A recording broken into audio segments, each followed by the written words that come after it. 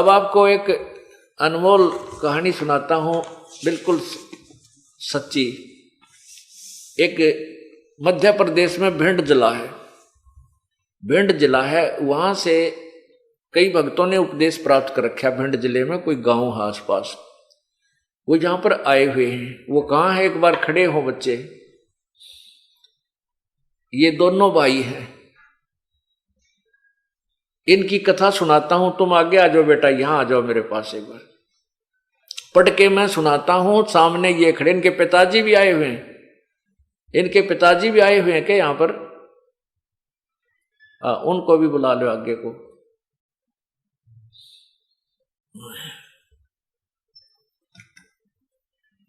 अब इनकी क्या कहानी है मैं पढ़कर सुनाता हूं आपको, और इनको आपके रूबरू करता हूं। मैं दास गजेंद्र सिंह, ये अपनी कथा लिखकर दी इन्होंने कि मैं दास गजेंद्र सिंह,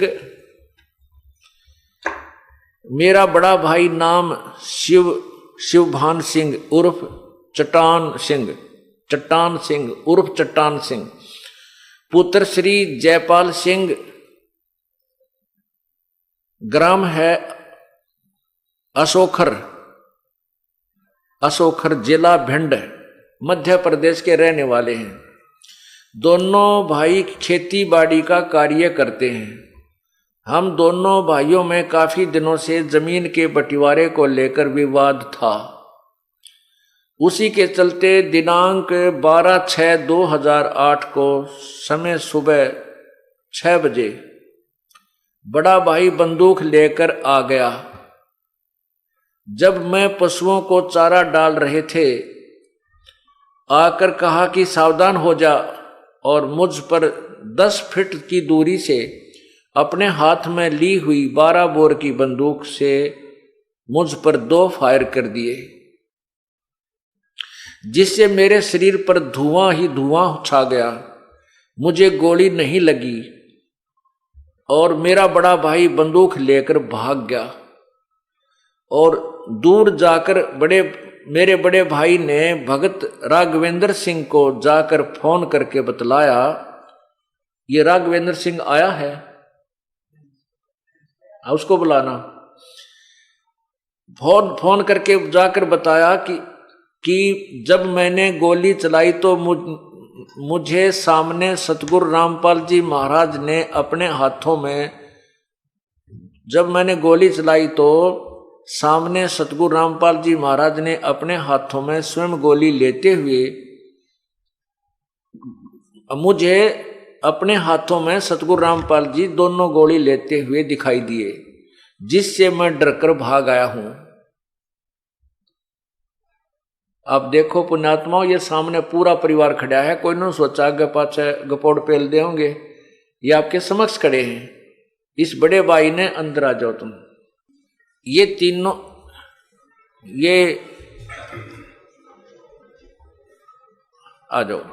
अब ये 1 नंबर पर जो खड़े हैं ये इनके पिताजी हैं।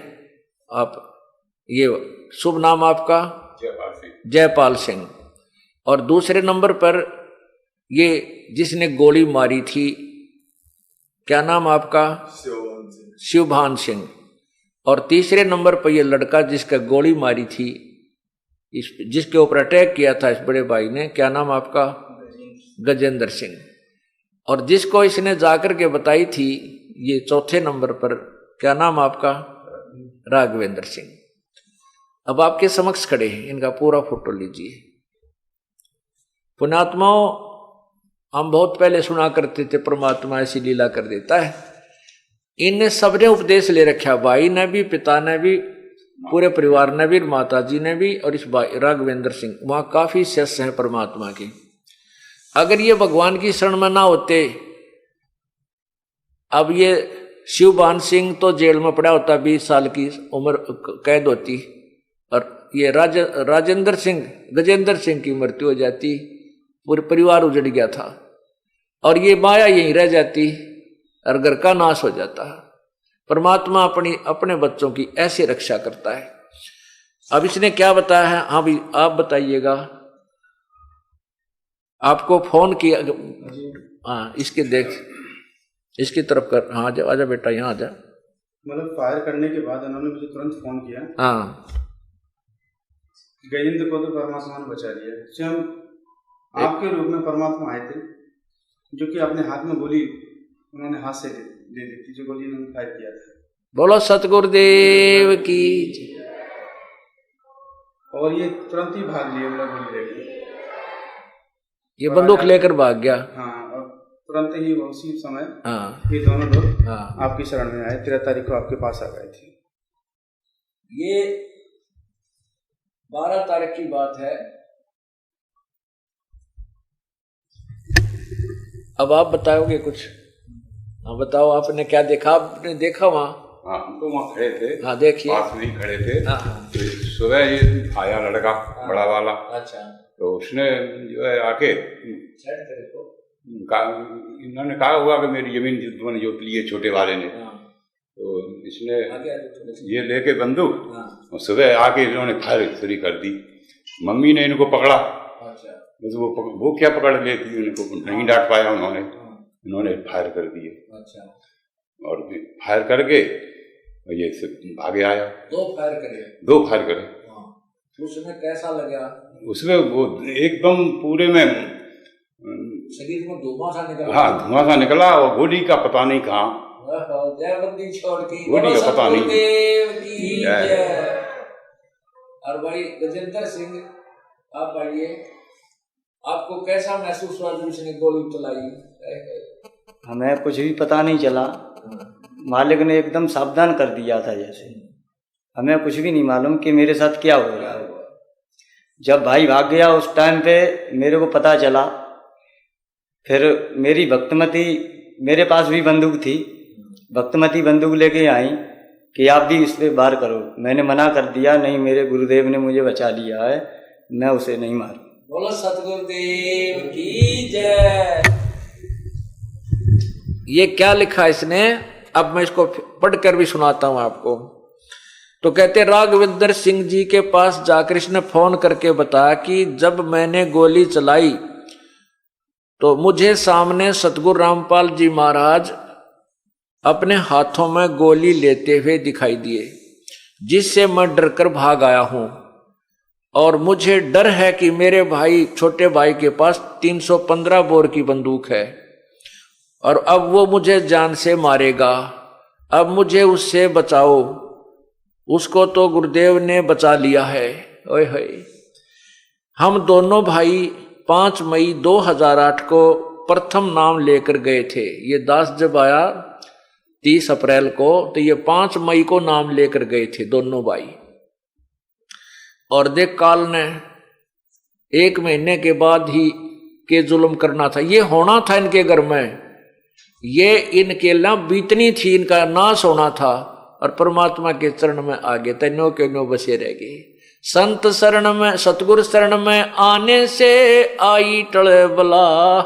जय मस्तक में सूड़ी हो वा कांटे में टल जा। अब इनकी मौत होनी थी, विनाश होना था इस परिवार का। और परमात्मा ने अपने बालक न्यो के नो राख लिए, जैसे टटीरी के अंडे रखे थे महाभारत के युद्ध में। बोलो सतगुरुदेव। अब यह क्या कहते हैं कि हम दोनों भाई 5 मई 2008 को प्रथम नाम लेकर गए थे। इस पर मैंने गजेंद्र दास ने कहा कि जब गुरुदेव ने मुझे बचा लिया है तो मैं उसको नहीं मारूंगा।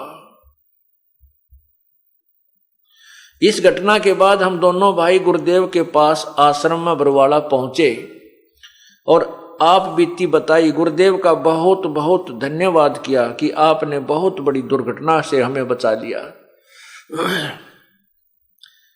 आपके सदा आभारी एवं ऋणी रहेंगे। आपकी आज्ञा में रहकर भक्ति करेंगे।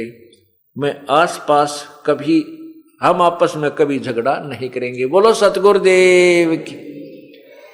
अब देखो अभी इन्होंने, मैंने कहा बेटा एक थोड़ी सी जमीन का झगड़ा तुम्हारा, तुम मर जाते, तेरी यो मर जाता, तेरी कैद हो जाती, जमीन का क्या करते तुम?